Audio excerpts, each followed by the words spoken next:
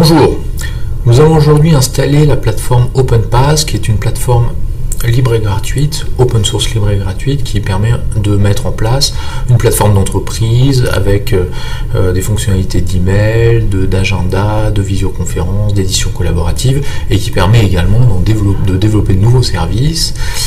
Voilà, donc pour cette petite démonstration, qui est une démonstration rapide, qui est un tutoriel rapide d'installation, j'ai pris une VM chez OVH, une VPS chez OVH. Voilà, c'est une petite VM sur laquelle je vais installer la plateforme OpenPass. Alors, pour installer cette plateforme, vous pouvez vous rendre sur open-pass.org. Déjà, le site internet va vous présenter la plateforme et va vous donner accès, en fait, à une section documentation. Et donc, dans cette section documentation, il y a un tutoriel qui permet d'installer la plateforme sous Linux. C'est le tutoriel que je vais utiliser. Voilà, alors j'ai décidé pour ma part d'installer la plateforme sur un nom de domaine qui s'appelle dokeko.com. Donc en fait, je vais installer cette plateforme telle que je pourrais l'installer sur une plateforme de production pour mes besoins personnels.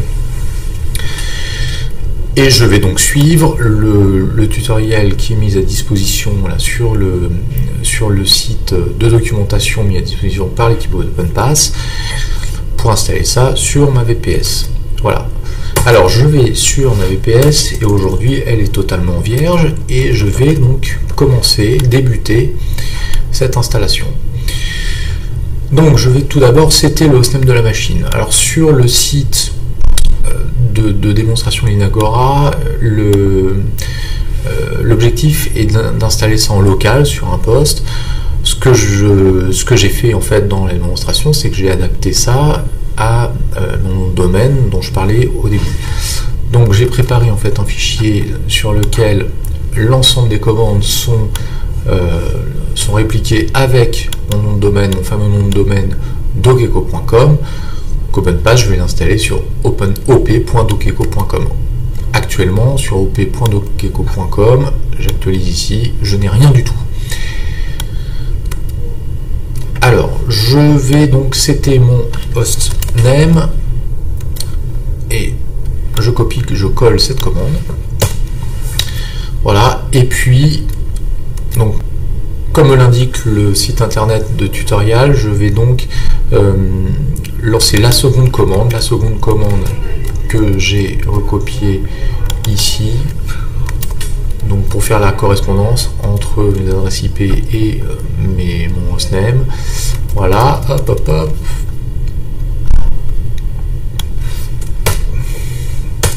Ok, alors je retourne sur le tutoriel et derrière je vais donc bootstrapper l'installation. Linagora, qui est l'éditeur de la solution open source, met à disposition en fait un bash qui permet en fait de lancer l'ensemble des commandes qui permettent d'installer OpenPass. OpenPass vient avec tout un tas de briques logicielles qui vont être automatiquement installées en lançant cette commande. Donc je la copie et je la colle sur mon terminal et donc c'est parti, OpenPass va être installé.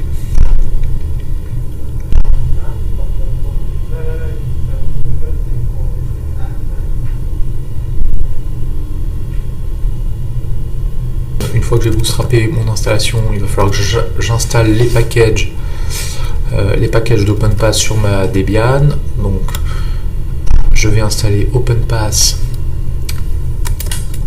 le DAV server et James. James, c'est le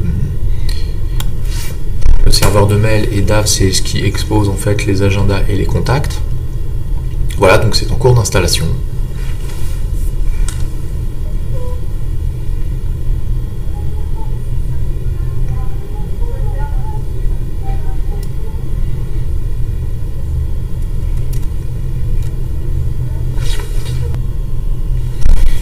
Ok, l'opération s'est bien déroulée. Alors maintenant que OpenPass est installé, je dois aller paramétrer mon serveur Nginx qui s'est installé au moyen du script get started fourni par Linagora. Donc je vais aller modifier en fait mes fichiers de conf de mon serveur HTTP pour que cela pointe bien sur mon instance OpenPass. Donc pour cela, Je vais aller dans mon répertoire dans lequel je vais trouver mes fichiers de conf, et donc je vais éditer en fait mon fichier OpenPass déjà, le conf OpenPass, pardon, hop. Voilà, donc là en fait je vois que par défaut l'installation me l'a cité à openpass.local.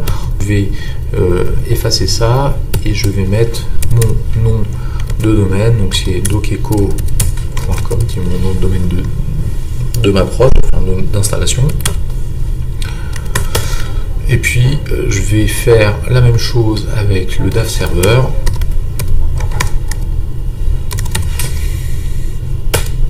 Donc là, mon serveur name c'est dav.doceco.com.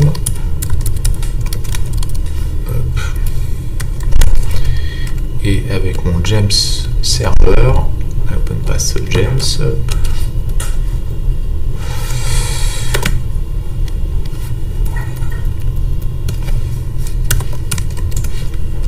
et là je vais op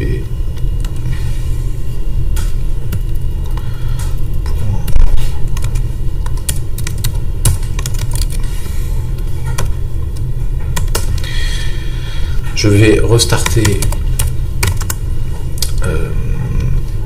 mon serveur HTTP. Voilà, et là normalement je devrais avoir ici accès à mon serveur, mon serveur OpenPass. Alors là ça y est, c'est installé, c'est une très bonne nouvelle. Je vais maintenant créer des utilisateurs pour pouvoir mettre un email et un mot de passe dans cette merde d'authentification. Alors pour cela,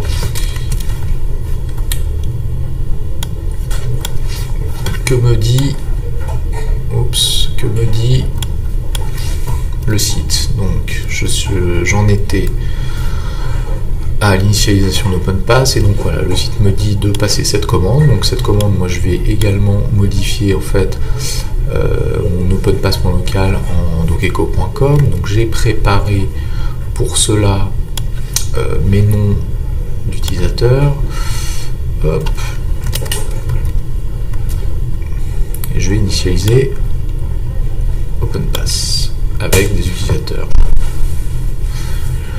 Voilà. Donc là, il y a un problème qui est remonté sur le site GitHub en fait, dans les issues ici.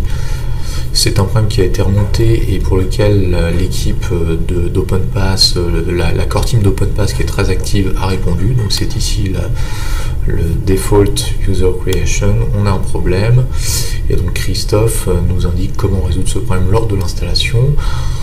Donc je vais prendre ces commandes là, je vais les lancer ici, hop, et il y en a une troisième qui l'a complété durant sa réponse à la question. Voilà, donc là maintenant je dois pouvoir initialiser un compte. Voilà.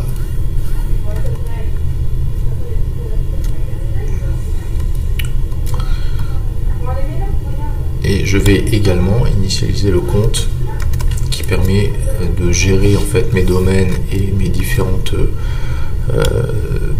options de ma plateforme OpenPass, donc via le back-office. Donc voilà, j'initialise également l'administrateur de la plateforme. Alors voilà, je vais pouvoir maintenant me connecter à ma plateforme OpenPass avec admin@doceco.com et un mot de passe qui est admin également. Hop, je me log.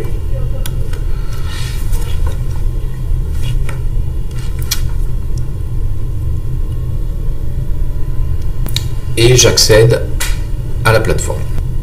J'accède à la plateforme et j'ai possibilité de voir l'ensemble des modules qui sont installés par défaut avec OpenPass. Donc on a la boîte mail, le webmail dans lequel je suis, ou ce qu'on appelle la boîte de messagerie unifiée, on a la gestion des événements, on a accès à un chat au sein de la plateforme, la gestion des contacts, des communautés, et puis ici, par défaut, on n'a pas tout un tas d'autres modules existants comme la visioconférence, comme le partage de fichiers ou comme l'édition collaborative de fichiers, mais c'est des choses que l'on peut activer.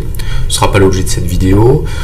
Et si vous-même vous développez des modules, vous développez des services numériques sur votre plateforme, vous pourrez ajouter ici l'accès à ces différents services numériques. Voilà, alors ça fonctionne. Maintenant, je vais devoir faire 2-3 petites adaptations au niveau de l'installation parce que le serveur DAV, qui est le serveur qui gère en fait tout ce qui est calendrier et contact, utilise PHP et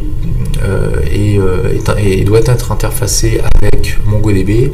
Ce qui se passe, c'est que PHP 7, qui est la version qui est utilisée pour ce serveur DAV, ne dispose pas par défaut de l'extension qui permet de se connecter à la base MongoDB, et donc il va falloir que je l'installe. Et pour cela, j'ai tout un tas de commandes à passer, enfin tout un tas, 3-4 commandes à passer pour l'installer, chose que je vais faire. Hop, donc la première commande est celle-ci. Donc ces commandes-là, elles seront disponibles avec la vidéo, dans le descriptif de la vidéo. Hop, j'installe une deuxième commande. Je passe une deuxième commande.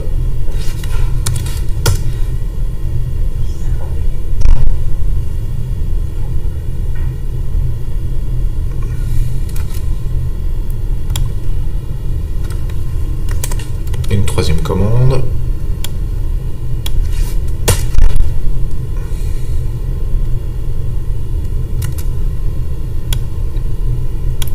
Et je vais installer Mongo, enfin le connecteur MongoDB, PHP à MongoDB.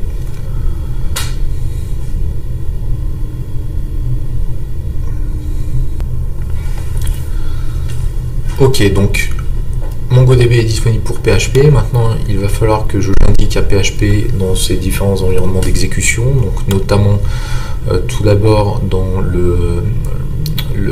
l'environnement d'exécution CLI, donc en ligne de commande. Voilà, donc je déclare l'extension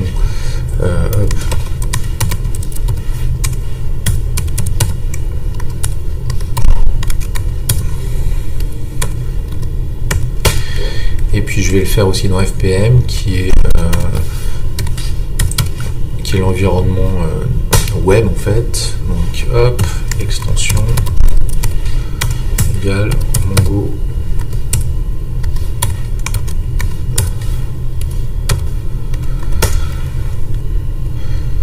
Voilà, je vais restarter mon service Nginx. Hop.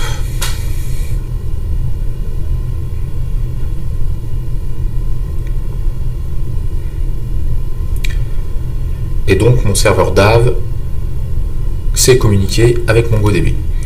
Alors les derniers petits réglages que je dois faire, c'est au niveau de mon interface web. Je vais aller dans le menu d'administration et je vais ici aller modifier en fait des paramètres par défaut qui ont été mis lors de l'installation, qui sont donc en particulier l'accès au backend DAV. Donc en fait ici moi c'est doceco.com, ici c'est dav.doceco.com, et donc le serveur DAV, on y accède également depuis le front-end. Hop, et je vais sauver. Je sauve.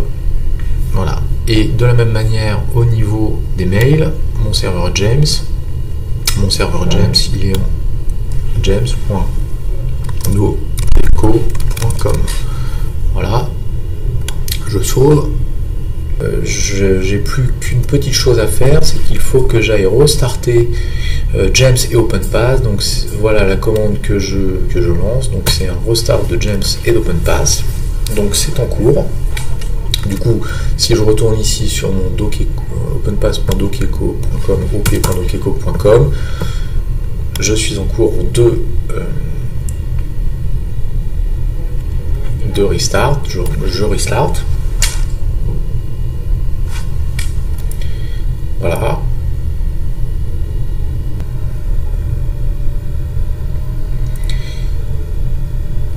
Et ma plateforme est disponible. Je n'ai plus qu'à l'utiliser, donc créer des rendez-vous par exemple. Voilà. Test de rendez-vous. Hop. Ou bien ce que je peux faire également, c'est que je vais aller dans mon administration, créer des utilisateurs. Voilà, je vous invite à aller voir tout ce qu'on peut faire. On peut changer la langue de l'interface, on peut donc créer des utilisateurs rapidement, donc qui auront accès à l'ensemble des fonctionnalités de la plateforme. Et voilà, donc avec OpenPass, vous n'êtes pas obligé d'utiliser une plateforme telle que Google, Gmail, la G Suite ou les outils Microsoft, etc. Vous avez vraiment une plateforme sur une VM, votre propre VM, et donc les mails, c'est vous qui pouvez les lire, et c'est personne d'autre. Voilà, écoutez, rendez-vous sur open-pass.org, rendez-vous à nos prochains meet-up. J'espère que cette démonstration vous aura été très utile.